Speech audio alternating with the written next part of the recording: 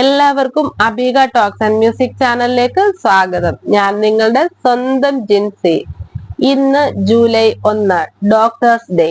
മരുന്നുകൾ രോഗികളെ സുഖപ്പെടുത്തുന്നു, പക്ഷെ ഡോക്ടർമാർ മാത്രമേ രോഗികളെ സുഖപ്പെടുത്താൻ കഴിയുകയുള്ളൂ. ഡോക്ടർമാർ എന്നും ഒരു നല്ല സുഹൃത്തും വഴികാട്ടിയുമാണ്. എനിക്കും നിങ്ങൾക്കും അറിയാവുന്ന എല്ലാ ഡോക്ടേഴ്സിനും ഹാപ്പി ഡോക്ടേഴ്സ് ഡേ. ഡോക്ടറുമായുള്ള പ്രത്യേക ബന്ധം രോഗികൾക്ക് പരിശോധനയ്ക്കായി സന്ദർശിക്കാൻ വിശ്വാസത്തിന്റെ അന്തരീക്ഷം സൃഷ്ടിക്കുന്നു. ഈ ഭൂമിയിൽ, ഈ ലോകത്തിൽ ഡോക്ടറെ കാണാത്തവരായി ആരും തന്നെ ഉണ്ടാകില്ല. എപ്പോഴെങ്കിലും അല്ലെങ്കിൽ ഒരിക്കലെങ്കിലും ഡോക്ടറെ കാണാത്തവരായി ആരും തന്നെ കാണുകയില്ല. പഴയ കാലത്ത് ഡോക്ടർ രോഗി ബന്ധം സവിശേഷമായ ഒന്നായിരുന്നു. ഫാമിലി ഡോക്ടർമാർ കൂടുതലും സ്പെഷ്യലിസ്റ്റുകൾ കുറവായിരുന്ന കാലമായിരുന്നു അത്. ഓരോ ഫാമിലി ഡോക്ടറും ഒരു നിശ്ചിത എണ്ണം കുടുംബങ്ങളെ നോക്കി കുടുംബത്തിലെ എല്ലാ അംഗങ്ങൾക്കും അയാൾക്ക് അല്ലെങ്കിൽ അവൾക്ക് അറിയാമായിരുന്നു. രോഗനിർണയവും ചികിത്സയും വളരെ ലളിതവുമായിരുന്നു. മിക്ക സമയത്തും ചില മിശ്രിതങ്ങൾ നൽകുമ്പോൾ അത് കുടുംബത്തിന് മാനസിക പിന്തുണയും നൽകുമായിരുന്നു. ഈ മിശ്രിതങ്ങൾ പിങ്ക്, വെള്ള, മഞ്ഞ എന്നീ വ്യത്യസ്ത നിറങ്ങളിൽ വന്നു. 3-4 മിശ്രിതങ്ങൾ ഉപയോഗിച്ച് അവർ എല്ലാ രോഗങ്ങളും ലക്ഷണങ്ങളും ചികിത്സിച്ചു. മിക്ക കേസിലും രോഗികൾ സ്വയമേ സുഖം പ്രാപിക്കുകയും മരുന്നുകൾ ഒരു പ്ലാസിബോ ആയി പ്രവർത്തിക്കുകയും ചെയ്തു.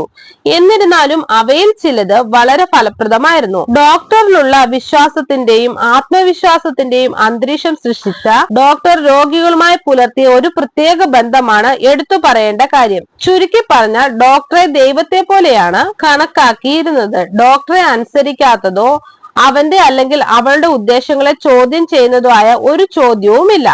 വർദ്ധിച്ചു വരുന്ന സ്പെഷ്യലൈസേഷനുകളും സാങ്കേതിക വിദ്യകളും ഉപകരണങ്ങളുടെയും ഉപയോഗത്തോടെ ആർട്ട് ഓഫ് മെഡിക്കൽ സംവിധാനം വൈദ്യശാസ്ത്രത്തിന്റെ ശാസ്ത്രമായി പരിവർത്തനം ചെയ്യപ്പെട്ടു. രോഗിയും ഡോക്ടറും തമ്മിലുള്ള ബന്ധം മെല്ലെ മെല്ലെ ദുർബലമാകാൻ തുടങ്ങി.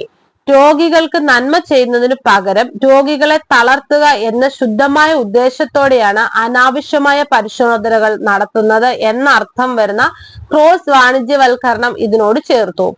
ആശുപത്രികൾ മെഡിക്കൽ അല്ലാത്തവരും ബിസിനസ്സുകാരും നടത്തുന്ന വാണിജ്യ സ്ഥാപനങ്ങളായി മാറുന്നതോടെ ഡോക്ടർമാരും രോഗികളും തമ്മിലുള്ള അന്തരം ഇനിയും വർദ്ധിക്കാൻ തുടങ്ങി. ഇതോടെ ആരോഗ്യ പരിപാലന ദാതാക്കളിൽ ഡോക്ടർമാർ, നഴ്സുമാർ, സാങ്കേതിക വിദഗ്ധർ വിശ്വാസം കുറയാൻ തുടങ്ങി. ഒരു അറ്റത്ത് ഡോക്ടർമാർ എന്ത് ചെയ്താലും അത് സംശയിക്കുന്നതും അങ്ങേയറ്റത്ത് സാഹചര്യങ്ങളിൽ ഭീഷണിപ്പെടുത്തുന്നതിനും വാക്കാലുള്ളതും ശാരീരികവുമായ അധിക്ഷേപങ്ങൾ ഡോക്ടർമാരെ വേദനിപ്പിക്കുകയോ കൊല്ലുകയോ ചെയ്യുന്നതിലേക്ക് വരെ നയിച്ചു.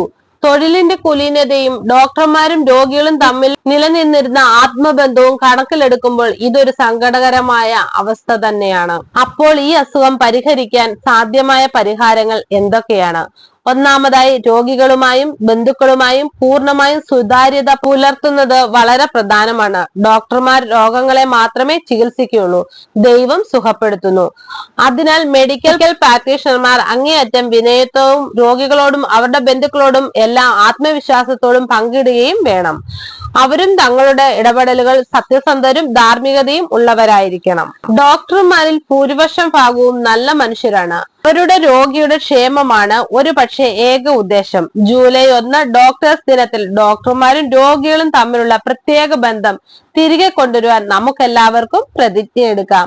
അങ്ങനെ തൊഴിലിന്റെ കുലീനതയെ വീണ്ടെടുക്കാം. രോഗികളും അവരുടെ ബന്ധുക്കളും ഡോക്ടർമാരും ആരോഗ്യ പരിരക്ഷാ ദാതാക്കളും മനുഷ്യരാണെന്നും ആരും പൂർണ്ണരല്ലാത്തതിനാൽ ഇടയ്ക്കൊക്കെ അറിയാതെയും തെറ്റുകൾ വരുത്തിയേക്കാമെന്നും മനസ്സിലാക്കണം. രോഗിയുടെയും താല്പര്യം മുൻനിർത്തി മികച്ച ഉദ്ദേശത്തോടെ ചെയ്യുന്നിടത്തോളം ഡോക്ടർമാരും ആരോഗ്യ പരിപാലന ദാതാക്കളും മുൻകാലങ്ങളിൽ അവർക്ക് ലഭിച്ചിരുന്ന ബഹുമാനത്തിന് അർഹരാവും. ഒരിക്കൽ കൂടി എന്റെ എല്ലാ പ്രിയപ്പെട്ട ഡോക്ടേഴ്സിനും ഹാപ്പി ഡോക്ടേഴ്സ് ഡേ. നിങ്ങൾക്ക് ഈ വീഡിയോ ഇഷ്ടമായ ലൈക്ക് ചെയ്യുക, ഷെയർ ചെയ്യുക, സബ്സ്ക്രൈബ് ചെയ്യുക. മറ്റൊരു വീഡിയോയുമായി വീണ്ടും കാണാം.